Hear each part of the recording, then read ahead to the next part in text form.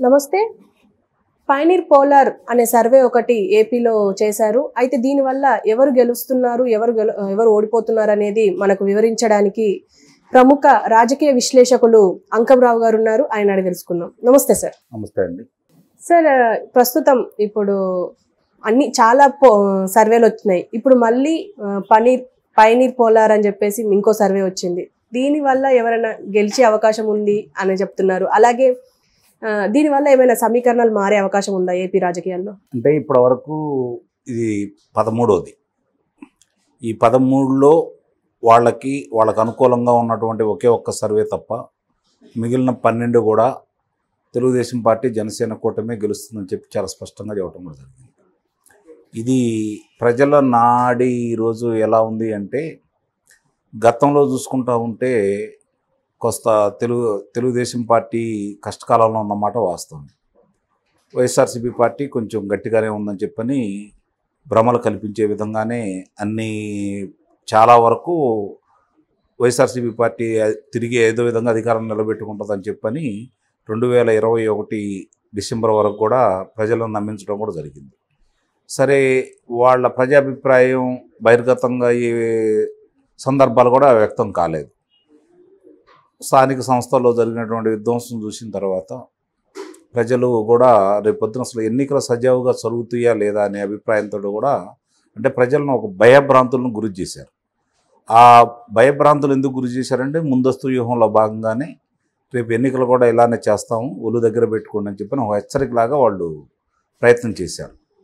కానీ ప్రజలు చాలా విఘ్నులు. వాళ్ళకి రాష్ట్ర పరిస్థితి తెలుసు, తమ పరిస్థితి తెలుసు. కాబట్టి గుమ్మనంగా ఉండి వాళ్ళకి అవకాశం వచ్చింది కాబట్టి శాసనమండలి ఎన్నికల్లో 3 స్థానాల్లో కూడా తెలుగుదేశం పార్టీని గెలిపించుకున్నారు. అంటే ప్రజలు చక్కని సందేశాన్ని ఇవ్వటం కూడా జరిగింది.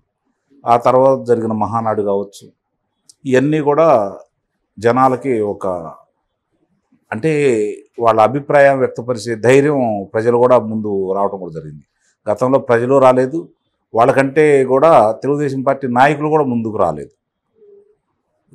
జనసేన పార్టీ నాయకులు కూడా పెద్దగా ముందుకు వచ్చి పోరాటం చేసిన సందర్భాలు అయితే ఏమీ లేవు నాయకులు. కానీ క్షేత్రస్థాయిలో కార్యకర్తలు రగిలిపోతూ ఉన్నారు, ప్రజలు రగిలిపోతూ ఉన్నారు. ఆ సందర్భంలో తొలిసారిగా ప్రజల మీద అభిమానంతో ప్రజలు పడుతున్న ఇబ్బందుల గురించి గొంతుకు వినిపించిన వ్యక్తులు 4-5 ఉన్నారు. ఆ 4-5లో ప్రముఖంగా చెప్పుకోవాల్సిన వాళ్ళు, మరి వయసు గురించి మనం పక్కన పెడితే మొట్టమొదటి కూడా పోరాటం చేస్తున్నటువంటి వాళ్ళు, తెలుగుదేశం పార్టీ పుట్టిన కాడి నుంచి శాసనసభ్యులుగా ఉన్నటువంటి గోరంట్ల బుచ్చి సోదరు గారు, అలాగే అయ్యన్న పాత్రుడు గారు మామూలుగా వాళ్ళ గొంతుగా వినిపిస్తూనే ఉన్నారు. శాసనమండలిలో గోరంట్ల బుచ్చి సోదరు గారు, అలాగే ప్రజాక్షేత్రంలో ఈరోజు సాంకేతిక పరిజ్ఞానం పెంపొందిన ఈ రోజుల్లో కుర్రవాళ్ళ కంటే కూడా ముఖ్యంగా ట్విట్టర్లో కావచ్చు, ఇన్స్టాగ్రామ్లో కావచ్చు, తన అభిప్రాయాన్ని ప్రసార మాధ్యమాల్లో ఇవన్నీ కూడా ఆయన పోరాటం చేస్తున్నారు. అట్లాగే అయ్యన్న పాత్రుడు గారు. ఆ తర్వాత ప్రజల్లో అంటే స్తబ్దతగా ఉన్నటువంటి ప్రజలకు కావచ్చు, కార్యకర్తలకు కావచ్చు, మనోనిబ్బరం నింపినటువంటి నాయకుడు ఎవరైనా ఉన్నారు అంటే లోకేష్ బాబు ఎప్పుడైతే బజార్కి వచ్చేసి క్షేత్రస్థాయిలో పోరాటం చేయడం మొదలుపెట్టాడో అప్పుడు ప్రజల్లో, పార్టీ శ్రేణుల్లో ఒక నమ్మకం కలిగింది. తన పార్టీ మీద చేసిన అసత్య ప్రచారాలను తిప్పికొట్టడంలో ముందుగా గళమిప్పిన లోకేష్ బాబు కార్యకర్తలు ఒక మనోనిబ్బరాన్ని నింపుతూ పోరాటాన్ని మొదలుపెట్టాడు ఆయన. దాని ఫలితంగా ఒక్కొక్కరు బయటకు వస్తూ ఉన్నారు. ఈ పరిస్థితుల్లో నాయకుల్లో చాలా తక్కువ మందిలో చలనం ఉంది. అందుట్లో చింతమనేని ప్రభాకర్ లాంటి వ్యక్తులు కొంతమంది వాళ్ళు ముందుకు వెళ్ళిపోతూనే ఉన్నారు. ఏలూరు సాంబశివరావు గారు కావచ్చు, ఇలాంటి వాళ్ళు ప్రజాక్షేత్రంలో నుండి ముందుకెళ్తూ ఉన్నారు. ఆ పరిస్థితుల్లో ముందుండి మళ్ళీ నాయకుల్లో ఒక మనోనిబ్బరాన్ని నింపి బయటకు వచ్చిన వ్యక్తి మాచర్ల ఇప్పుడు తెలుగుదేశం పార్టీ ఇన్ఛార్జిగా ఉన్నటువంటి జోలకంటి బ్రహ్మారెడ్డి గారు. ఆయన చేసిన ప్రజల్లోనూ శ్రేణుల్లో కూడా ఓహో మనం తిరగబడితే ఈ ప్రభుత్వం మనం చేయగలిగింది ఏమీ లేదు అని చెప్పని నాయకుల్లో ఒక రకమైన మనోనిబ్బరం నింపిన వ్యక్తి బ్రహ్మారెడ్డి గారు. ఇలా చూసుకుంటూ ఉంటే అట్లా ప్రజల్ని మమేకం చేసుకుంటూ ప్రజలతో కలిసి వస్తున్న ఈ సందర్భంలో ఈ శాసనమండలి ఎన్నికలు బాగా ఉపయోగపడటమే కాకుండా ఒక ధైర్యాన్ని కూడా నింపాయి. అప్పుడు లోకేష్ బాబు గారు మొదలుపెట్టినటువంటి యువగళం పాదయాత్ర ద్వారా ప్రజలకి చాలా స్పష్టంగా తెలుగుదేశం పార్టీ గతంలో ఏం చేసింది, ఇప్పుడు ఈ పార్టీ అంత విధ్వంసం చేసింది, ఎన్ని అసత్య ప్రచారాలు చేసిందని చెప్పని సాక్ష్యాధారాలతో సహా లోకేష్ బాబు గారు చూపించినటువంటి తెగువ, ఆయన మాట్లాడిన విధానం ప్రజల్లో ఆకట్టుకోవడమే కాకుండా దూరమైన వర్గాలని గతంలో తెలుగుదేశం అధినేత చంద్రబాబు నాయుడు గారు చేస్తున్నటువంటి సభల ద్వారా దగ్గరైన వాళ్ళని ఇంకా బాగా దగ్గర చేర్చి ముఖ్యంగా యువతను బాగా ఆకట్టుకున్న విషయం మాత్రం లోకేష్ బాబు గారి యువగళం పాదయాత్ర అనేది ఎలాంటి సందేహం కూడా ఏం లేదు. ఈ పరిస్థితుల్లో సమీకరణలు మారుకుంటూ వస్తున్నాయి.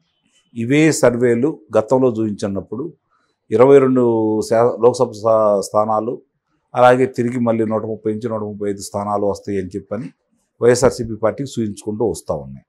అది ఒక్కోటి సంవత్సరానికి మార్చుకుంటూ ఈరోజు పరిస్థితి ఎలా ఉంది అంటే 18 లోక్సభ నియోజకవర్గాలు తెలుగుదేశం పార్టీ, జనసేన, 7 లోక్సభ నియోజకవర్గాలు మాత్రమే ఈ పార్టీ వచ్చే విధంగా ఈరోజు కనిపిస్తూ ఉన్నాయి. ఇప్పుడు మీరు చెప్పినటువంటి సర్వేలో కూడా వాళ్ళు ఇదిమిద్దంగా అంటే కొన్ని ప్రభుత్వం అనేది తెలుగుదేశం పార్టీ, జనసేన వస్తుందని చెప్పినా కూడా ఇంకొన్ని స్థానాల్లో వైసీపీ పార్టీ ఉంది అని చెప్పని వాళ్ళ దాంట్లో వచ్చింది. కానీ ఈరోజు ప్రజల అభిప్రాయం ఎలా ఉంది అంటే నాకు తెలిసినంత వరకు 175 నియోజకవర్గాలు కావచ్చు, 25 లోక్సభ నియోజకవర్గాలు కావచ్చు, వైఎస్ఆర్సీపీ పార్టీకి 2 అంకెల స్థానాలు ఇవ్వడానికి కూడా ప్రజలు సిద్ధంగా లేరు. తెలుగుదేశం పార్టీతో అంటే చంద్రబాబు నాయుడు గారిని తిరిగి ముఖ్యమంత్రి చేసుకునే విధంలో ఎవరు కలిసి వచ్చినా కూడా ముందుకెళ్లే పరిస్థితి చాలా స్పష్టంగా కనపడతా ఉంది. ఇవన్నీ కూడా అది ముఖ్యంగా ఆంధ్ర రాష్ట్ర ప్రజల మనోగతం అనేది చాలామందికి అర్థం కాని విషయం. దానికి ఉదాహరణ రాష్ట్ర విభజన ఒకసారి చూసుకుంటా ఉంటే మరి ఆనాటి కాంగ్రెస్ పార్టీ, అధికారంలో ఉన్న కాంగ్రెస్ పార్టీని ధరావత్తు కూడా రాకుండా చేశారు ఇదే ప్రజలు. 2 ఎన్నికల్లో కూడా కనీసం వాళ్ళకు ఒక్క స్థానం కూడా ఎక్కడ రానిలేదు. కాబట్టి ప్రజలు ఎంత గుమ్మనంగా ఉంటారో అర్థం చేసుకోవాలి. ఈ సర్వేలు అనేవి ఇప్పుడు వాళ్ళకి మీకు ఇంకో ఉదాహరణ ఏంటంటే ఈరోజు జరుగుతున్నటువంటి 175 లోక్సభ శాసనసభ నియోజకవర్గాలు కావచ్చు, 25 లోక్సభ నియోజకవర్గాలు చూసుకుంటా ఉంటే లోక్సభ నియోజకవర్గాల్లో వాళ్ళకి పోటీ చేసే అభ్యర్థులే కనపడట్లేదు. మరి అధికారంలో ఉండి మేమే గెలుస్తాము, ఇన్ని పథకాలు ప్రజలకి అందజేసాము, ప్రజలందరూ మా అంటే ఉన్నారని చెప్పుకునే వైఎస్ఆర్సీపీ పార్టీ మరి ఈరోజు అభ్యర్థులను నింపుకునే పరిస్థితిలో కూడా లేదు. కాబట్టి ప్రజలు చాలా స్పష్టంగా ఉన్నారనేది వాళ్ళకి సంకేతాలు ఉన్నాయి, ఓడిపోతున్నాం అనే సంకేతాలు ఉన్నాయి. కాబట్టి ఏదో విధంగా ఇప్పుడు గత 3-4 రోజుల నుంచి జరుగుతున్న పరిణామాలు కూడా చూసుకుంటా ఉంటే ప్రజల్ని భయభ్రాంతం చేసే విధంగానే వాళ్ళ శ్రేణులు రెచ్చగొడతా ఉన్నారు. అలాగే వాళ్ళ నాయకుడు కూడా అదే విధమైన ప్రసంగం చేస్తానన్నాడు. ఎప్పుడు ఎన్నికలు సమీపిస్తున్నా కూడా అధికారంలో ఉన్న పార్టీ మేము ఈ పనులు చేసే మాకు ఓటేయమని అడుగుతుంది. ప్రతిపక్ష పార్టీ వీళ్ళ వైఫల్యాలను ఎండగడుతూ వాళ్ళు ఆ తప్పులు చేశారు కాబట్టి మేము మంచి పనులు చేస్తాము, మాకు ఓటేయమని అడుగుతున్నారు. కానీ ఇప్పుడు వీళ్ళు ఏం మాట్లాడుతున్నారు ఒకసారి చూసుకుంటామంటే చేసిన అభివృద్ధి ఏముంది, పలానా పరిశ్రమలు తీసుకొచ్చాము, ఇంతమందికి మేము ఉద్యోగ కల్పన చేసాము, ఈ రహదారులు నిర్మించాము, ఈ సాగునీరు ప్రాజెక్టులను పూర్తి చేశాము, ఈ విద్యారంగంలో విప్లవాత్మకమైన మార్పులు తీసుకొచ్చాము, లేకపోతే ఇంతమంది నిరుపేదలకి మేము ఇల్లు కట్టించాము, ఈ చెప్పుకోవడానికి ఈరోజు ఏమీ కనపట్టలేదు వాళ్ళకి. కాబట్టి వాళ్ళు ఏదో నమ్ముకున్నారు, అది మాత్రం గుమ్మనంగా వాళ్ళ ప్రయత్నం వాళ్ళు చేస్తున్నారు. అందులో ఎలాంటి సందేహం కూడా ఏం లేదు. ఎందుకంటే అధికారం ఉంటే వాళ్ళు ఎలా ఉంటారో వాళ్ళకి తెలుసు, అధికారం పోతే జగన్మోహన్ రెడ్డి గారి పరిస్థితి ఏందో ఆయనకు క్షుణ్ణంగా తెలుసు. కాబట్టి తిరిగి అధికారంలో రావడం కోసం వాళ్ళు ప్రయత్నాలు చేస్తారు, అందులో ఎలాంటి సందేహం కూడా ఏం లేదు. కానీ ప్రజాభిప్రాయం మీరు అన్నట్టు ఇవాళ వచ్చిన దాంట్లో కూడా వాళ్ళకు అనుకూలంగా రాలేదు. తెలుగుదేశం పార్టీ, జనసేన కూటమి వస్తుందని. కాబట్టి మరి ఇప్పటి వరకు ఎవరు కూడా వాళ్ళకు అనుకూలంగా రావట్లేదు. వాళ్ళు నమ్ముకున్నటువంటి సర్వేలు కూడా, వాళ్ళ సొంత సర్వేలు కూడా, వాళ్ళ సొంత మనుషులు కూడా వ్యతిరేకంగా ఇస్తున్నారంటానికి, వ్యతిరేకత ఉందని చెప్పుకోవటానికి చాలా స్పష్టంగా వాళ్ళ నుంచి దూరం అవుతున్నటువంటి శాసనసభ్యులు కావచ్చు, లోక్సభ సభ్యులు కావచ్చు కనుక పరిగణలో తీసుకుంటా ఉంటే ప్రస్తుత పరిస్థితి చాలా స్పష్టంగా అర్థమైంది. Okay sir, thank you very much.